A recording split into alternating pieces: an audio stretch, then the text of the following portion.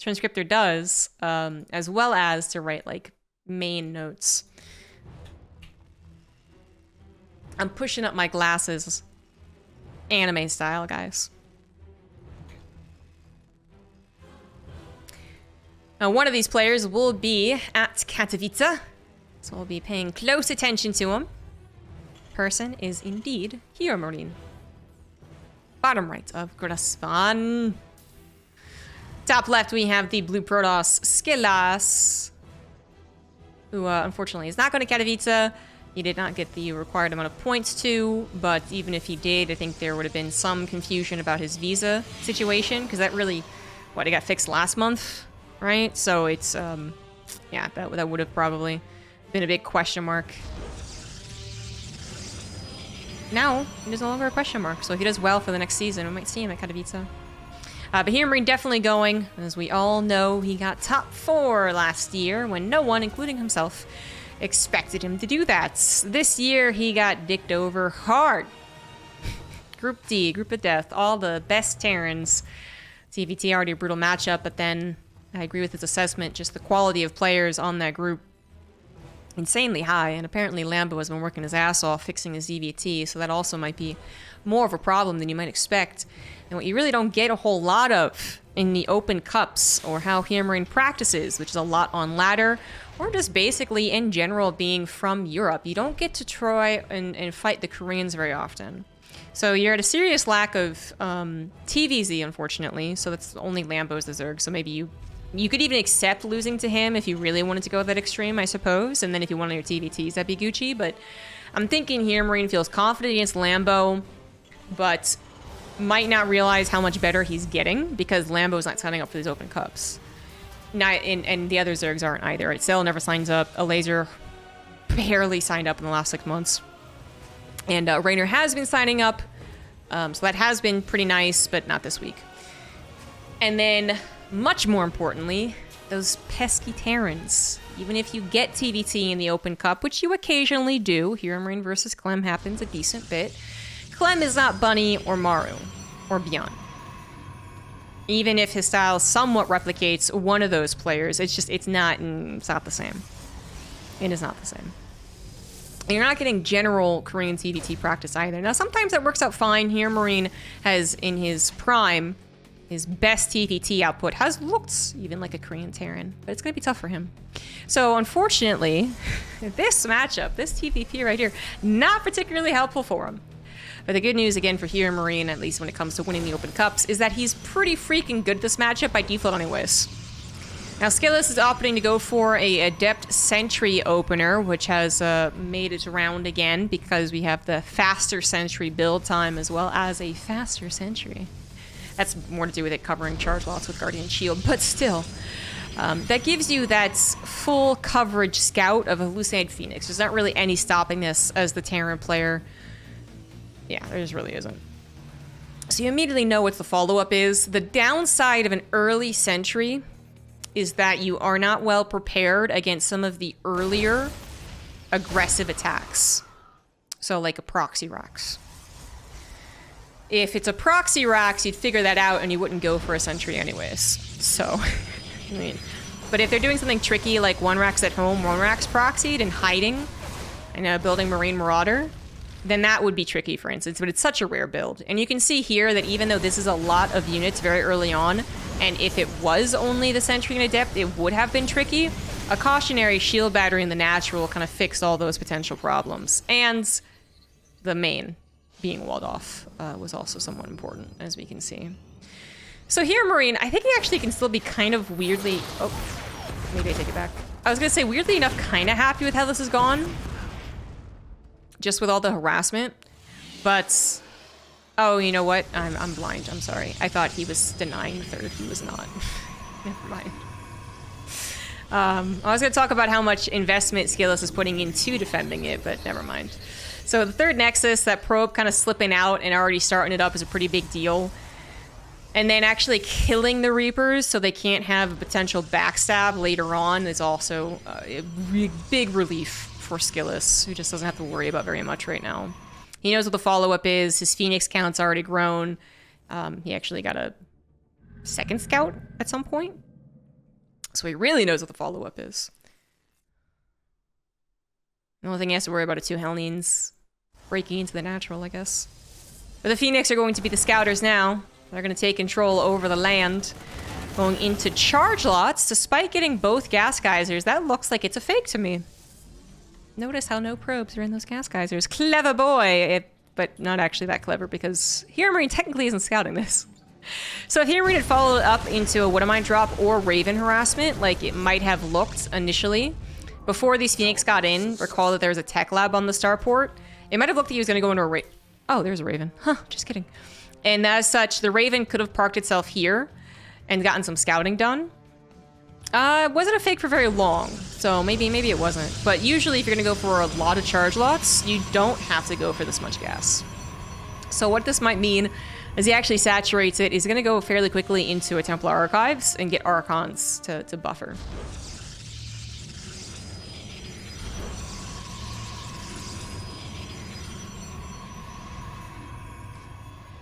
Because that's going to be a lot of gas. I mean, even if you're producing 1 Phoenix at a time, the only other thing you're producing is Zealots. That's a lot of gas. Oh, any supply blocked.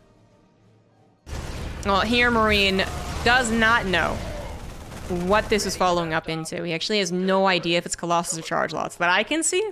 Maybe he's seeing something that I don't know about that tips him off to that. But, yeah.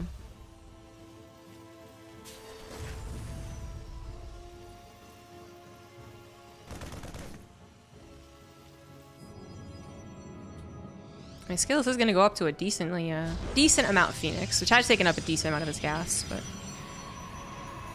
Oh. He also never fixed this. Haha. Oh, it finally fixed itself, maybe. Phoenix control has been okay. 1 lost is acceptable, I suppose. I really want to get that Raven, but HeRoMaRiNE's done a good job hiding it and is now protecting it very well. The Templar Archives is coming down, as I suspected. I feel like it's quite difficult to fit in Storm off of 4 gases, so I do expect these to only just be for Archons. But a couple Archons are going to be extremely helpful, especially if the SCVs were actually going to be pulled. Hold on, is that a fake? Oh, okay. Oh, I think he maybe pulled them back to cover the Raven. Okay, alright. Well, the Archons, nonetheless, are going to be extremely helpful. Has HeRoMaRinE shown that he's going to... I mean, this might be the first real indication. No, the shield bearers are on the way. Okay, so he already knew based on what he scouted on the 2 bases. Maybe he did see the SCV pull in the very get-go. 1 tank is going to die, and that is unfortunate. But the SCVs have arrived on the front lines. Shield batteries on the 3rd base, not going to be any help. 2 shield batteries on the natural are going to be extremely helpful, and the tanks don't even get a shot to fire here. Archon, Guardian Shield, Zealots, all aplenty. SKillous is going to dominate this engagement and get a nice and easy 1-0 lead. The bottom left of Ancient Cistern, it's going to be HeRoMaRinE. Top right, it is SKillous. SKillous playing out a beautiful game.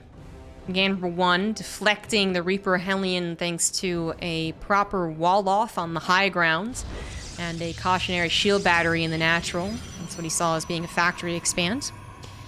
Then by slipping that probe out and getting that 3rd Nexus already on the way, I mean, that really streamlines your build. It really, really, really does. And then scouting that his opponent was going for that SCV pull was quite important to have those shield batteries up and running. But then you could also see that the shield battery didn't really... I mean, it does certainly impacting the fight, but it didn't, you know, it was so one-sided. I actually wonder if he would have been fine without it. But then to go ahead and just not be too greedy, not overwhelm with probes or gas, and try and get to like a 4th next or something like that. And actually deflect that all in. It happened easily. It's really... You have to say that looked pretty easy.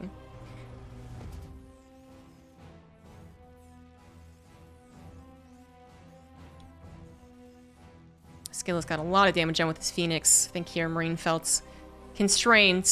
He felt forced to go for the SCV pull, as nothing else was really going his way. His Reaper Hellion opener, which was extra dedicated to, wasn't just 2-1, it was 3-2. Did not do anything. And then he couldn't try anything beyond that because the Phoenix were always on watch out. And then he is not like Spirit, who would opt to go into a Super Turtle. He would do the SCV pull as displayed. So it didn't work out. Shake it off. Next game is next. SKillous, he is looking stronger every single time we see him. He's getting more and more practice against HeRoMaRinE as he continues to reach up to the semifinals in the Open Cup. Exposed to being knocked out by maybe some of the other fearsome Protosses, like a Showtime, who he defeated in the last round. So, that doesn't always happen, does it? And he's looking better against the Terrans. He still struggles. You know, he doesn't win against Clem, but Clem then, like, loses pretty severely against Max Pax. And even today, a loss against Ashbringer. So, you know, you're kind of, like, thinking of the... If X beats Y, then Y beats Z, you know, whatever.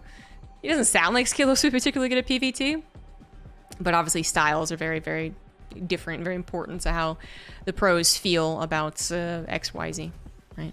And even the map's still probably playing a little bit of a part, as well as the new patch. Certainly, the new patch has seen as what I can only assume, right? Like I guess I haven't asked SKillous specifically, but you're gonna assume that because of the patch, that the Sentry openers are coming back in. Now, this Sentry opener is different than the last one. The last one was Adept, Sentry, Adept, Stardate, Phoenix. You all saw the last game. This one is actually Sentry into a fast third base.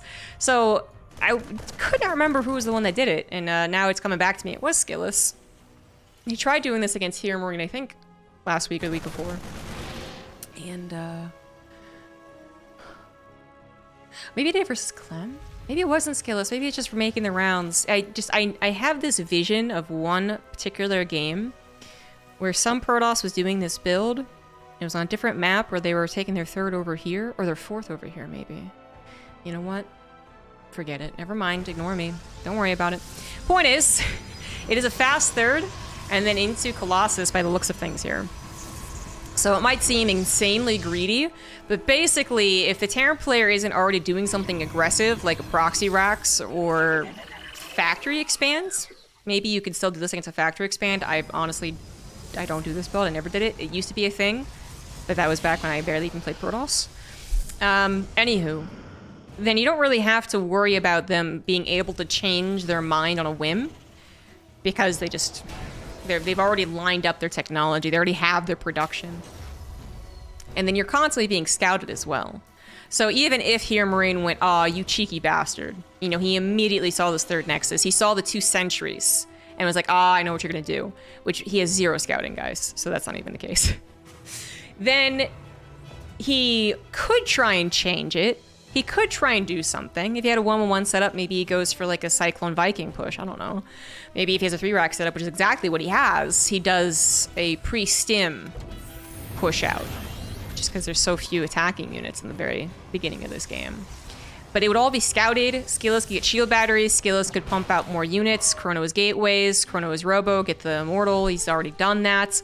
The sentries, don't underestimate them. You know, if they force field off the ramp with the Marines after they stim or something, suddenly that stim is wasted.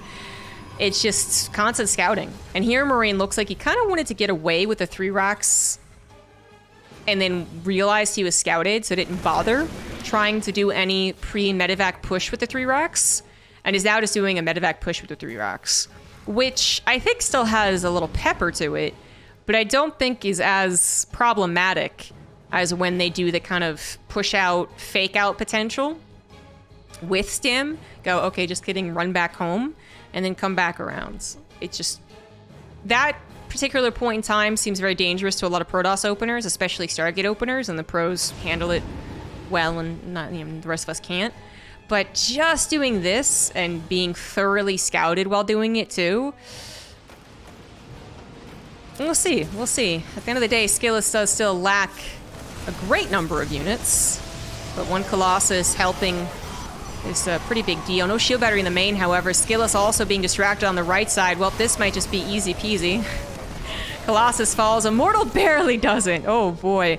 Guardian Shield helping out a lot in that engagement, I would assume. Okay, so only the Colossus dies. Now that's a tough loss, but that would have been that could have been so much worse. That could have been so much worse. That actually, for a second, looked like both sides are going to be overwhelmed. So definitely not easy peasy. Okay, everyone wipe the sweat off their brow. what was I gonna say? I was gonna say this before all that happened, is I wouldn't be shocked if this style felt very oppressive. Whoops-a-daisy. Felt very oppressive to the Terran, where they're just like, well, I'm being scouted consistently. Like, I can't even get a shock here.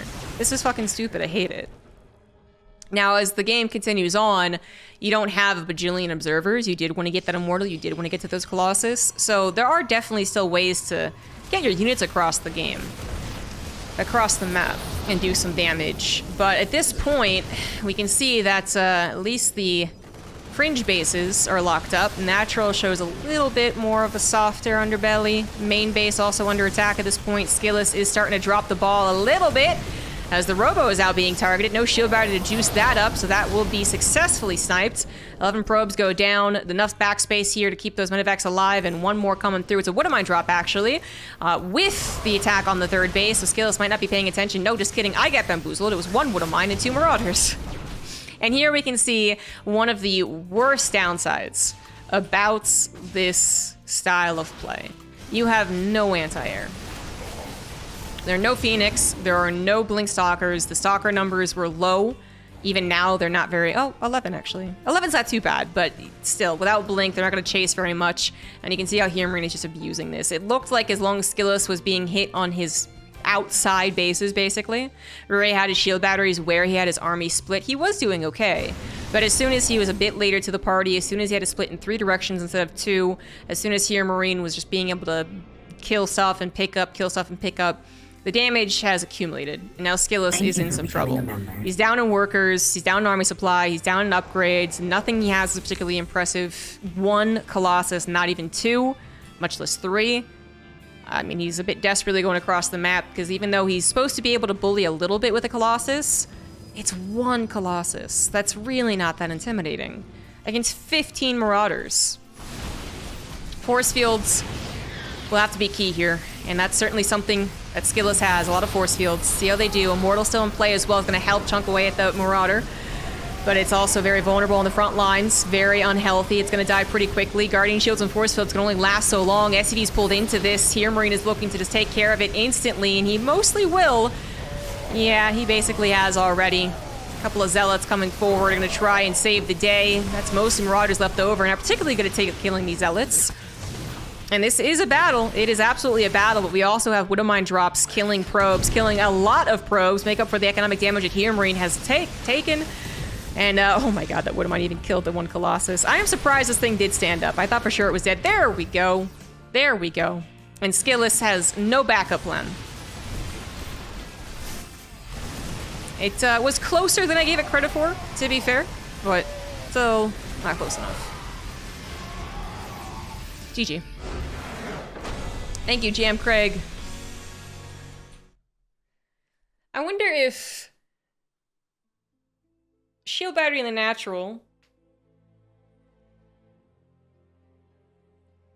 also a different map where the main base wasn't as huge or as much back dead space in the back. But also, what if he had gone into Blink instead of Charge first? I think the Charge might have been lining up with an attack as well. When you go Charge Colossus, it's a real punch. It's not particularly dexterous. It's a word I don't use very often. It's not particularly flexible. It definitely has its weaknesses. As soon as they get a couple of Vikings, what do you do against that, man? It doesn't have any anti-air, so they can just harass you all day long. But if they don't get around to harassing you, or you successfully deflect the first harassment and then make your way across the map, it is a pretty big punch. Very punchy army. Get those force fields down, the Zealots and Colossus beams get right on top of the bio. It's painful. But I'm not certain about that, because SKillous I don't think ever got a Warp Prism. So I guess we'll never really know what would have happened if SKillous had handled the drops better over time. Because I don't think we're going to get that same build again. Bottom left it is HeRoMaRinE, top right it is SKillous. I've already forgotten if I've said this, but thank you, Jam Craig. The gifted sub, I think I did. Clearly, mine don't work so good today. Yeah, I don't think we're gonna have that exact same build. SKillous is experimenting with a couple of different sentry openers. But does he have a third one? A different one in his pocket? Wonder if you could see the return of proxy gateway force field SCVs away from the bunker. I wonder.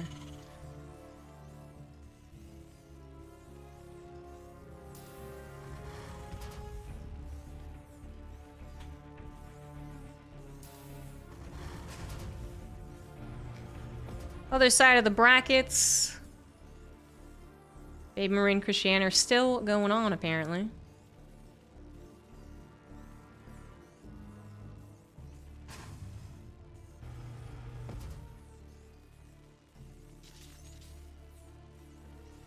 HeRoMaRinE had absolutely zero scouting in the last game, and he looks to repeat that same type of opener so far. He knew what tree trunk it was as soon as he had the hallucination come into his base. Then he goes, okay, yeah, it was a sentry opener. Don't quite know what branch it is. Could have been the first game where it went to Phoenix. Could have been the second game where he did actually just go into more sentries and a fast third base. HeRoMaRinE didn't actually know that until he started moving out. I'm not sure. Maybe I missed a Marine running forward, but he didn't know for a long time because I checked his vision and he was completely blank.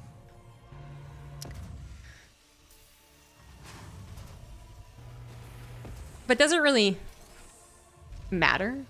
I'm thinking about this. Oh, okay, so he's gonna try to kind of abuse a sentry opener here. Okay, so I want to finish my thought about the last game. I wonder if it doesn't matter last game if it's a... Well, first of all, to bank on it being a sentry opener is a bit dangerous, but I guess he's picking up on what SKillous is putting down. And then if it's a Phoenix play, the 3 racks can still be quite difficult for the Phoenix player, especially if they take a long time to scout, which Scout's covered by the hallucination anyways. But even still, even if they scout it with a bunch of Phoenix, it can be hard to deal with that much army. And then if it's the 3 rack of the third base, like it was last game, when we saw how that went down, HeRoMaRinE eventually abused the lack of anti-air. So, I guess it doesn't really matter. The downside of not scouting with an SCV is more along the lines of what Max Packs would do, proxy gateways. All right, so I think HeRoMaRinE's going to try and abuse the sentry opener, right? So the hallucination is going to see that there's 2 Marauders on the way. Default assume they have Marauders slow. What can the sentry opener player even do against this?